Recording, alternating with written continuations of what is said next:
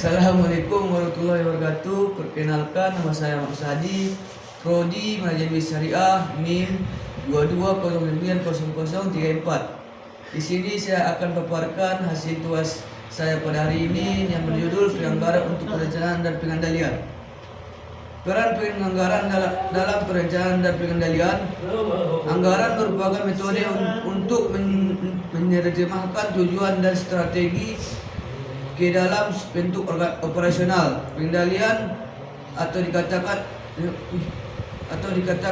kontrol adalah proses mendapatkan standar peroleh umpan balik mengenai kinerja yang sesungguhnya dan melakukan koreksi apabila kinerja yang sesungguhnya menyimpan dan rencana. Anggaran dapat digunakan untuk membandingkan hasil sesungguhnya dengan hasil yang direncanakan. Jenis anggaran. 1. Anggaran induk atau master budget. Anggaran induk adalah suatu rencana keuangan komprehensif selama 1 tahun yang terdiri atas anggaran berbagai departemen, aktivitas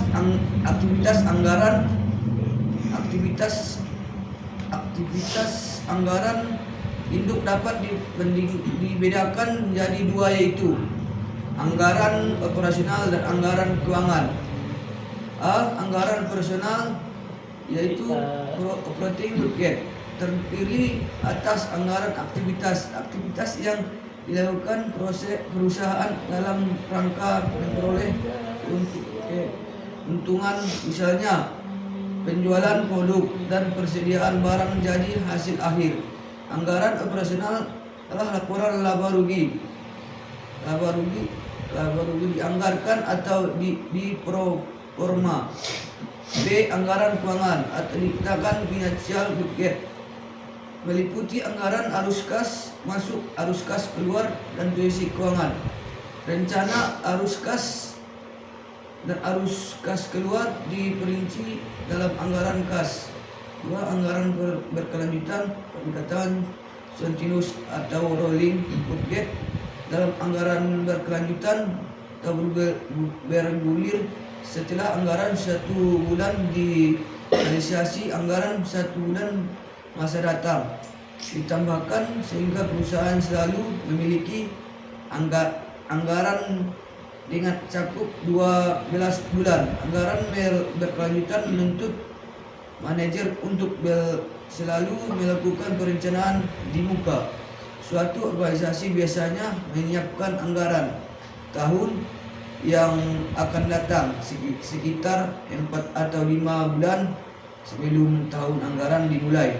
3. Anggaran yang selalu diperbarui, dikatakan continuous output budget. Anggaran ini hampir sama dengan anggaran berkelanjutan. Tujuannya, anggaran ini bukan anggaran perusahaan selalu memiliki anggaran selama 12 bulan, melainkan untuk memperbaiki anggaran induk setiap bulan saat diperoleh informasi baru. Fungsi anggaran. Peran anggaran pada suatu perusahaan merupakan alat untuk membantu manajemen dalam melaksanakan fungsi perencanaan, koordinasi pengawasan, dan juga sebagai pedoman kerja dalam menjalankan perusahaan untuk tujuan yang telah ditetapkan. Keterkaitan perencanaan operasi dan pengendalian, seperti perencanaan strategi. Perencanaan strategi ini tujuan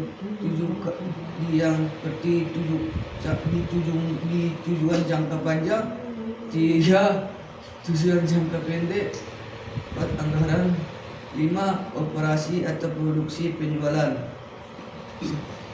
pelayanan seperti pelayanan. 6 pengendalian, membandingkan hasil sesungguhnya dengan hasil direncanakan. Penyusunan anggaran operasional. 1. Anggaran penjualan. Anggaran penjualan ini sales budgeting adalah proyek yang menunjukkan perkiraan penjualan setiap produk dalam unit dan rupiah pada perusahaan yang memproduksi beberapa jenis produk. Perkiraan penjualan harus dibuat untuk setiap hari. 2. Anggaran produksi. Anggaran produksi menunjukkan jumlah unit yang harus diproduksi untuk memenuhi kebutuhan penjualan dan kebutuhan persediaan akhir. Untuk menghitung jumlah unit yang akan diproduksi harus diketahui untuk penjualan maupun unit persediaan akhir yang diinginkan. 3. Anggaran pembelian bahan baku. Anggaran pembelian bahan baku ini mengenerasikan purchase budgeting merupakan salah satu anggaran yang berlaku di susunan lebih dahulu, mengingatkan bahan sudah tersedia ketika diperilaku. Karena itu kuantitas bahan yang akan dibeli dan jadwal pengirimannya perlu ditentukan di awal. Yang keempat, anggaran tenaga kerja langsung. Anggaran ini menunjukkan jumlah jam kinerja langsung yang dibutuhkan dan biayanya untuk jumlah unit yang dianggarkan akan diproduksi. Seperti hal yang bahan baku, pengguna tenaga kerja langsung ditentukan berdasarkan hubungan teknis antara tenaga kerja dan output tenaga kerja. Tidak langsung akan dimasukkan ke dalam overhead. 5. Anggaran overhead. Anggaran ini menunjukkan perkiraan semua biaya unsur produksi yang bersifat tidak langsung. Pada unsur-unsur ini, operatif ini tidak terdapat hubungan input-output. Mudah diidentifikasi. Biaya overhead terdiri atas 2 jenis, yaitu biaya variabel dan biaya tetap. Yang keenam, anggaran persediaan akhir barang jadi. Anggaran ini memberikan informasi diperlukan menyusun anggaran direncanakan. Informasi tersedia juga akan menjadi input penting dalam penyusun anggaran harga pokok penjualan. 7. Anggaran harga pokok penjualan. Anggaran pokok penjualan ini digunakan sebagai input dalam menyusun anggaran laporan laba rugi. Yang ke-8, anggaran biaya pemasaran. Anggaran biaya pemasaran ini menunjukkan pengeluaran yang direncanakan untuk aktivitas penjualan dan distribusi. Unsur biaya pemasaran seperti komisi penjualan, biaya transportasi dan penyelengkapan akan berubah jumlahnya mengikuti aktivitas penjualan. Yang ke-9, anggaran biaya riset dan pengembangan. Anggaran biaya riset dan pengembangan berarti bagian ini bertanggung jawab terhadap pengembangan produk dan proses baru seperti pengeluaran bagian tersebut untuk tahun yang akan datang diestimasi dan disajikan dalam anggaran biaya riset dan pengembangan. Yang ke-10, anggaran biaya administrasi.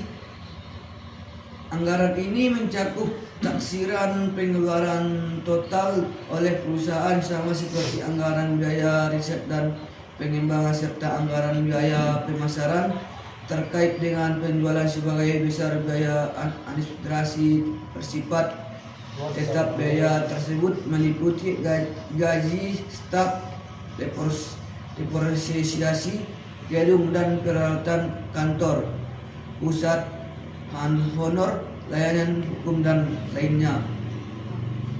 Yang ke-11, anggaran laporan laba rugi.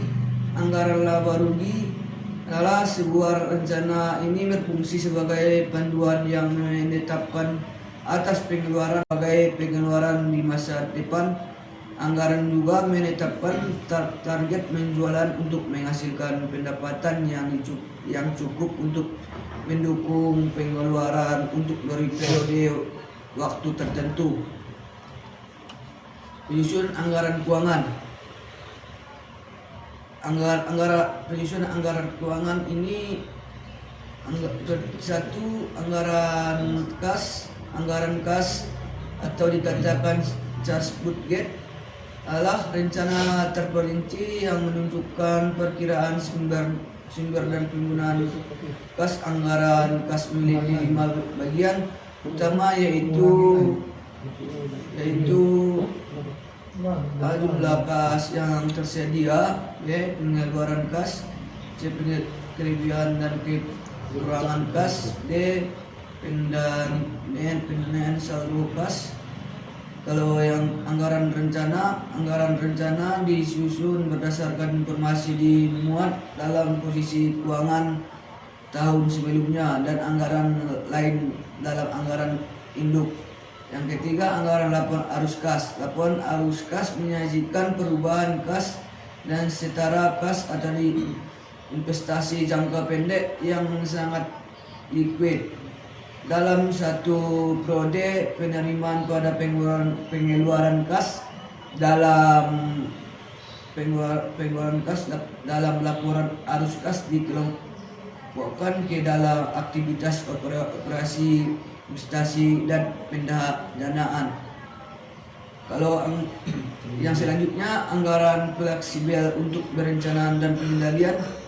Anggaran merupakan alat digunakan untuk pengendalian untuk mendapatkan dalam evaluasi kinerja. Ada 2 hal yang harus dipertimbangkan. Pertama, menentukan berapa jumlah anggaran yang akan dibandingkan dengan hasil sesungguhnya. Pertimbangan kedua menyangkut dampak anggaran terhadap perilaku manusia. Anggaran statis. Anggaran induk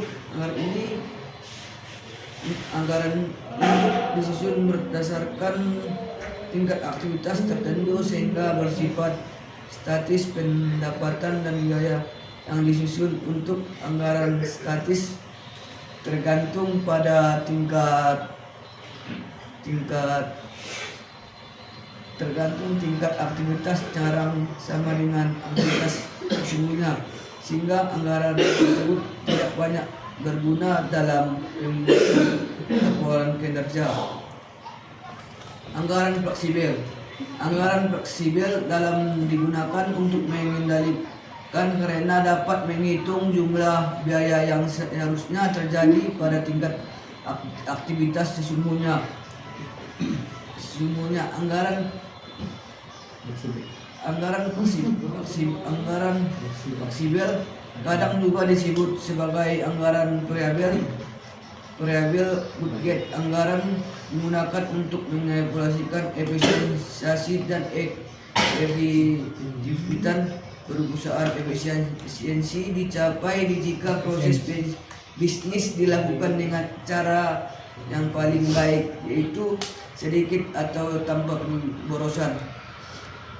Selanjutnya, dimensi perilaku dan penganggaran. Anggaran dapat mengaruhi perilaku secara positif atau negatif tergantung pada bagian anggaran. Digunakan perilaku positif terjadi apabila tujuan individu manajer selaras dengan tujuan organisasi dan manajer memiliki dorongan untuk mencapai administrasi anggaran yang tidak tepat dapat menimbulkan interaksi manajer yang negatif atau perilaku negatif. Manajer dapat berinvestasi dalam beberapa cara yang dapat aplikasi pada tidak dicapai di tujuan organisasi. Karakteristik sistem penganggaran yang baik. karakteristik sistem penganggaran yang baik, yaitu umpan balik mengenai kinerja. Yang kedua, insentif keuangan dan non keuangan. Yang ketiga, penganggaran kuantifikasi. Yang keempat, standar realistis. Yang kelima, keterkendalian biaya. Yang keenam, banyak ukuran kinerja. Kalau kesimpulannya,